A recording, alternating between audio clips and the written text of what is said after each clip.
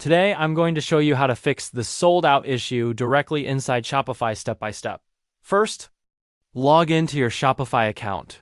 Once you're inside the dashboard, go to the product section. Now find the product that is showing as sold out and click on it. After opening the product, scroll down until you reach the variants section. Inside variants, check the box that selects all variants of the product. Once all variants are selected, click on the option that says Bulk Edit. This will open a new page where you can edit multiple product details at the same time. Here, you'll see the variants that are marked as out of stock. Find the column where the inventory is set to 0. Double-click on the field where it shows 0 or out of stock.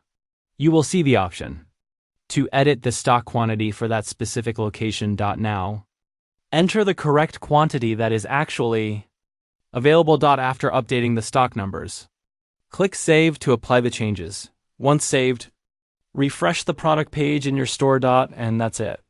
The product will no longer show as sold out because you manually updated the available inventory.